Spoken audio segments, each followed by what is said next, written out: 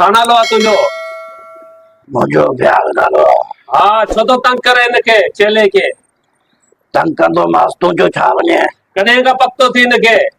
थी वियो महीनो खण थी वियो आहे। महीनो थी वियो आहे? हा, छा छा नुक़सान कयो थी तूं हिनजो? गंज कयो आहे, हा गंज कयो आहे हिनजो नुक़सान। तुंहिंजो छा वञे? तूं केरु आहे? न, मां तोखे पंहिंजी ताक़त सां घुरायो आहे, तूं छो थो हिनखे तंग करे? हिन सां इश्क लॻी वियो आहे। बाबा इश्क लॻी वियो आहे, इश्क वञी तूं पंहिंजे जिननि सां वञी कर न, मर्द सां इंसान सां तुंहिंजो इश्क थींदो छा? थींदो तूं आहीं केरु ॻाल्हाइण वारो मूंसां? बाबा मां आमिल आहियां, मूंखे अलाह हिकिड़ी रूहानी ताक़त ऐं कुवत ॾिनी आहे न। कीअं छॾींदे हाणे हिनखे तो?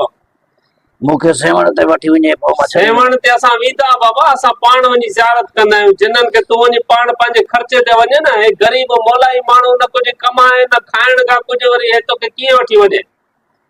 हा, मूंखे वठी वञे, मुंहिंजो दीदार करे। न दीदार वञी पाण कर न, तोखे छाजी ज़रूरत आहे बाबा? मूंखे ज़रूरत आहे।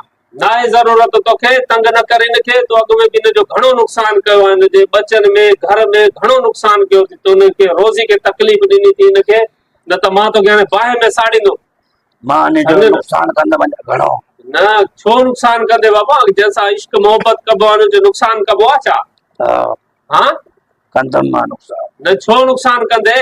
तूं न ॻाल्हाए बाबा, मां त ॻाल्हाईंदुमि न। मूंॾे आयो आहे, मजबूर थी आयो आहे, ॾिसे तो 50 माण्हू वठी आयो आहे मूंॾे, त मां कीअं न ॻाल्हाईंदुमि? हिनखे इज़त सां छॾ, न त मां हिते जो हिते तोखे साड़ींदुमि। मच ॿाराए करे हिते जो हिते साड़ाईंदुमि। मां छॾींदोमांसि हिकिड़ी शर्त अथव। हा, कहिड़ी था? मुंहिंजो सुवाल हिकिड़ो पूरो करे। हा, छाजो आहे? मुंहिंजे बच्चे खे हथ लाथो। हा, मुंहिंजे बच्चे खे हथ लाथो। बच्चे खे हाणे हिनखे नज़र अचे थो तुआरो बच्चो? कीअं बच्चे खे हथ लाथो? हिनखे कहिड़ी ख़बर वीचारे के बच्चे खे तुआरे बच्चो किथे वेठो आहे?